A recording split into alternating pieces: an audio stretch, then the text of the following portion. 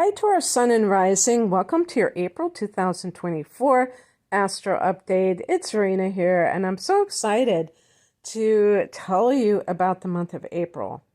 You know, a lot of people went on and on about March, but April is a very important month, and for Taurians, of course, that's the solar return time. This year, that will be on April 19th. But in addition to that, there's going to be some major activity in the sign of Taurus. But I kind of want to save it. I want to just go down the line and kind of surprise you. Some of you may already know what this is, but I'm just going to reveal it when I get to that date. So on the very first of the month, we have Mercury going retrograde at 27 degrees of Aries. This is your 12th house. So Mercury going retrograde in the 12th house, unless you plan to get like a past life regression, there may be something. Actually, this is a very good time to do anything connected with meditation. This is the last house of the zodiac, so whenever there's a retrograde in the 12th, it can indicate the need to tie up loose ends as you're preparing to begin a whole new cycle again. So this is the house of solitude and the dream state. So there may be more of a situation of buried issues coming to your conscious mind. This is a subconscious, an area of subconscious mind. And I think personally, this can be a good situation from the standpoint of seeing the kind of things that trip you up in life. This is the house of self-undoing. And with Mercury, it's the mental side of things.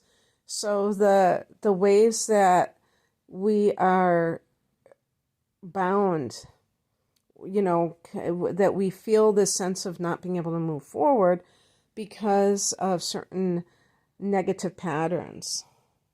And the 12th house is even past lives, so these may be karmic patterns. This is a time to really look at these things, sit with them, not to escape from them. The 12th house can be escapism, and if you have any tendencies in that area or addictions, this is the time to really maybe research and also to reflect and meditate and be able to come up with solutions. And Mercury goes direct on the 25th, so it's a very quick transit, so it's no big deal, just like 3.5 weeks. On the 4th, Venus goes into Aries, so Venus goes into that 12th house.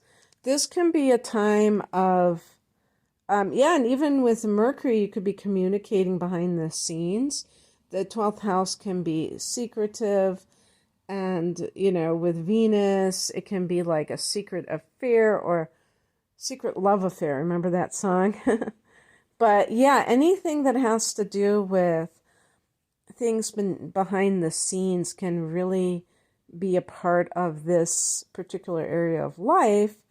And if you're like someone who is maybe an artist and you don't want to let people know what you're up to, that could also be what is going on, where you're creating some kind of artistic project, but you're not letting anybody know about it. On the 8th, there's a solar eclipse at 19 degrees of Aries, also in the 12th house. And by the way, I never really hear astrologers talking about Venus in the 12th as what I'm about to say, but I don't see why not. Maybe you meet somebody who's like who's soulmate material, because the 12th house is past lives, karmic, situations. So, yeah, maybe that happens. And the solar eclipse and the 8th that's happening in the 12th house can really jumpstart something of a spiritual nature for you. Now you have Chiron here.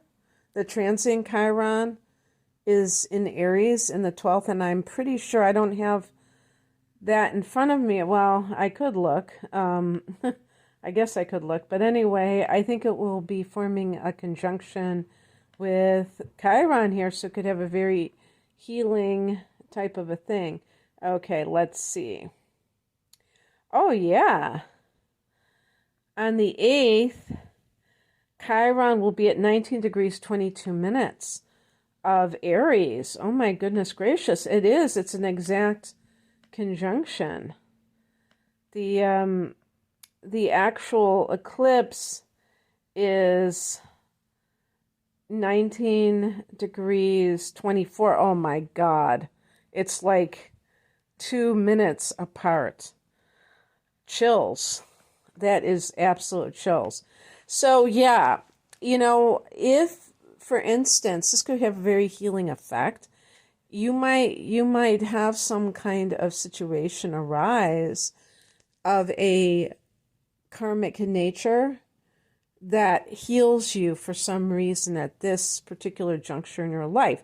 Because remember that eclipses are fated experiences to kind of nudge us out of our comfort zones. The only thing is that the 12th house is a very hidden area, and its effects are not necessarily as in your face as if you had it in the first house. So wow, that is really chill-inducing. This is a great time to, think about meditation, as Mercury is retrograding. There are a lot of things that they say, don't do this during Mercury retrograde. But one of the things that they do say is meditation, that's a great thing to do. And certainly with Chiron right there can be very healing. On the 19th, the sun goes into your sign, so that's very good for revitalizing yourself. You've had the sun in this house of retreat for the past month, and during that time, and for those of you listening in March, this is something that will occur at the time of the astrological new year, when the sun goes into Aries in particular. So in early March, when I'm recording this, it may not be something that is there yet, but it's something to pay attention to in the future, that month before your solar return, that you may be feeling a lot more introverted, a lot more wanting quiet and reflection versus loud, situations with a lot of people. And even physically, you can feel that sense of not having the same vitality as you do when the sun goes into your first house. So now is the time for that with the sun there on the 19th. The very next day, there is a conjunction between Jupiter and Uranus at 21 degrees of Taurus. So Taurus people, you're going to experience this. If you are born in like the degrees surrounding this, so it might even be like from 11 degrees of Taurus to the end of the sign, but especially maybe 16 degrees of Taurus to the end of to like 26 degrees. I'm, 26 degrees of Taurus rising. And so this conjunction is actually occurring in my 12th house. And even though it's in Taurus, because I have a lot of Aries and a lot of Taurus in my 12th. So that's why this is just a general reading. So some of you who are born, have that same degree or more, you might be experiencing that conjunction in the 12th house. If it's happening in the 12th house for you, this conjunction could be something of a spiritual nature. Jupiter is the ancient ruler of Pisces. So it does have a connection with that particular house. And Uranus, both of these planets we could consider them connected to spirituality in their own way. Uranus is like the Kundalini energy that is very spontaneous. And this is one of the reasons why when people have a spiritual awakening, it's not something that they are necessarily trying to bring on, although some people do try to raise their Kundalini themselves. I've heard that is a dangerous thing to do. But in any case, this could be kind of this feeling of ultimate freedom, because both of these planets are connected to freedom. I even think that there could be something financially like a blessing that occurs very unexpected. And I've heard just Jupiter by itself in the 12th can be past life, good karma coming back to you. And the connection with Uranus, to me, that just adds to the surprise factor, the wow factor. If this is occurring in your first house, you may feel a very sudden desire to just break free from all constraints in your life. For Taurus people, this can be unsettling, but it can be exhilarating at the same time because you're a fixed sign and you tend to be rather in love with the tried and true, but there may be some need to break out. I actually think this could be, if you are some sort of YouTuber, you could go viral because Uranus can be technology and Jupiter can blow things up. So, and these kinds of things can happen where somebody is just kind of toiling away in obscurity and all of a sudden they have something blow up for them. The first house is a self. And then all of a sudden you're like this, I was going to say you're like this internet celebrity, but it doesn't have to be that exaggerated. It could simply be that you make your mark. On the 23rd, we have a full moon at 4 degrees of Scorpio. Scorpio is your opposite sign. So this is the opposite house, which is the 7th house of committed partnership. Full moon here, Taurus can bring out secrets related to relationship, also endings or crisis points. And because of that Jupiter-Uranus conjunction in your first house, there may be some direct connection there. This is only 3 days apart. So you might be like, I have to go my own way. I can't take this anymore. And then the relationship, decides to fold. Now, I'm sure I'm going to get some thumbs down. Luckily, I won't be able to see them. Well, no, you do. You still can see thumbs down from your own perspective when you look at your information. But I know sometimes when I talk about these things that people do thumb me down. But you know what? It doesn't mean that that's going to happen to you. And if it does, it will probably be a blessing because it will be something that is a long time coming. Something which maybe you put off, but now you can't do it any longer. It's like your soul is yearning to break free. On the 25th, Mercury goes direct at 16 degrees of Aries. So that, like I already talked about that. On the 29th, Venus goes into your sign. So for Taurus, this is your ruler going into your sign. So that can make you more attractive to others. And I'm not just talking about looks-wise, just that aura, the charisma factor, the magnetism factor, that can affect people positively in many types of ways. If you got like something, a little something going on, a love situation. Yeah, and that too. If you have some kind of a Venus in the 12th house situation going on, maybe that is kind of blowing a hole in your committed partnership, to say the least. And then when Venus goes into your sign, you bring that relationship out into the open, or that love out into the open. Venus in the first can get you what you want, because you're going to be able to express yourself more pleasantly, and people want to give you what you want. On the 30th, Mars goes into Aries, into that 12th. This can be doing something behind the scenes.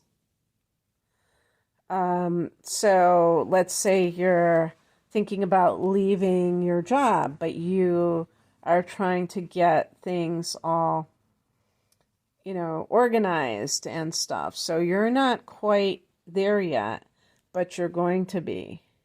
It's that kind of thing. Mars in the 12th house can make you feel restless. 12th house is like sitting on a meditation mat. So you may need to do hatha yoga in order to do something physical that has a spiritual component to it. Because with that solar eclipse in Aries earlier in the month, you may even be studying to be a healer. Maybe that's what that situation with Chiron represents. And you're going to go for it, full blast. Since I'm going to have this in my 12th house, I have already enrolled in some course. I haven't, done it yet. Maybe this will be the time that I actually get to it. All right, I'm going to leave it there, Taurus, because how much better can you get, right? So I hope that you enjoyed this. And if you would like a reading with me, I'm offering a double reading for a special price as a package deal. And this is my deep dive reading, which is an hour of natal chart analysis with an hour of transits. And this is discounted because you're getting two readings or buying them at the same time versus each one separately. And it's great for this time of year when you're having your solar return, or even before it, to look at the actual themes in your particular chart, because this is a general reading. I think most people understand that, but some people really, I remember when I used to listen to all these different astrologers back in the day. I still do, I have a couple of favorites, but I don't do it with, just across the board like I used to. But I remember an astrologer saying that, and saying, these are just general readings because you have to look at chart. And I remember I was devastated, because I really believe that everything, because I have the moon in Virgo, and it's like I love things to be precise and, as they should be. And this idea that, and it never occurred to me that it could possibly be in a different area, some of these transits. Because I really didn't know about predictive astrology, I guess, and I was just kind of leaving it to the experts. But yeah, so you can, if you'd like to see the kind of offerings I have, if you want a love reading or tarot reading or career, please click on the link below. I'm at RainaMoonAstrology.com. Thanks for listening. Bye.